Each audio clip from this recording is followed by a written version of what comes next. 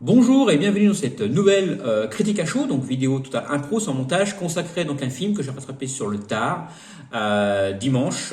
Il s'agit de Ocean 8 ou Debbie Ocean 8 au Québec, spin-off donc de la saga de la trilogie Ocean de Steven Soderbergh, donc réalisé cette fois-ci par Gary Ross et sorti, comme je vous dis, en 2018.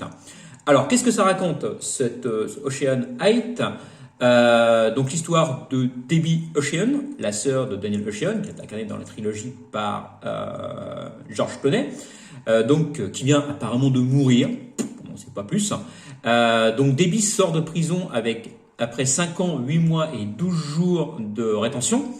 Donc elle a eu tout le temps, pendant son incarcération, de préparer un plan ambitieux, un projet très très ambitieux, donc voler le Toussaint, un collier Cartier, estimé à 150 millions de dollars lors du gala du Metropolitan Museum of Art de New York.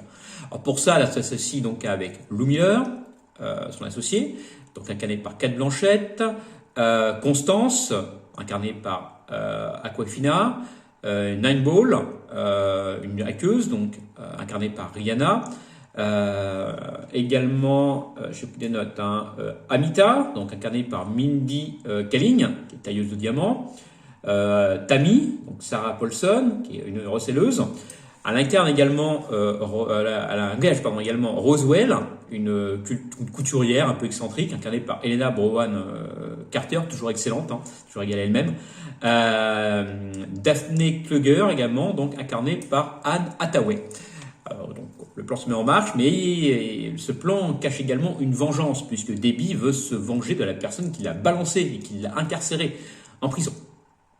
Alors, qu'est-ce que j'ai pensé de ce film? Eh bien déjà qu'il est en dessous de la trilogie Ocean, parce que George Clooney, franchement George Clooney, il y a Brad Pitt, il y a Matt Damon, j'en passais des meilleurs qui incarne l'équipe de Daniel Ocean dans la trilogie.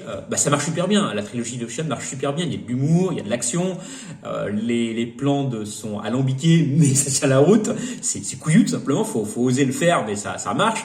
Bon, après, est-ce que c'est réalisable, j'en sais rien, mais bon, pour moi ça marche, puis moi qui suis vraiment un amateur de ce genre de film de braquage, pour moi j'adore. Et malheureusement dans Ocean 8, bien que le plan soit très très ambitieux, il manque un petit truc, il manque l'humour de George Clooney et le couple Brad Pitt George Clooney marche très bien dans la trilogie là. Cate Blanchett, Sandra Bullock, ça marche pas, ça colle pas. Il n'y a aucun charisme qui se dégage. Et puis bon, prendre des actrices tirées à la chirurgie esthétique dans un film, voilà, ça passe pas. C'est un spin-off pour moi raté. C'est raté. La fin, et bien que la fin du film soit complètement inattendue, qu'on fasse du fan service, je vous en dis pas plus, je vais pas de spoiler, mais la fin, il y a une fin un peu what the fuck, et c'est ni plus ni moins pour moi que du fan service. Et ça prend pas. Ça prend pas ce film pour moi. Bien que j'ai passé un bon moment à le regarder, il manque quelque chose. Ça prend pas. Voilà, simplement. Donc je mettrais pas moyen, tout simplement. Allez, pas mal, on va dire. Ouais, je vais mettre pas mal. Pas mal sur Captain Watch. Et je me régère donc pour mettre une note qui ira donc de 5 à 8, pas plus, sur Sens Critique. Alors dites-moi ce que vous avez pensé, ou si vous l'avez vu de Ocean 8 en commentaire. C'est mon avis, donc vous êtes là pour débattre. Moi, je vous dis à la prochaine et surtout gardez l'esprit critique. Salut!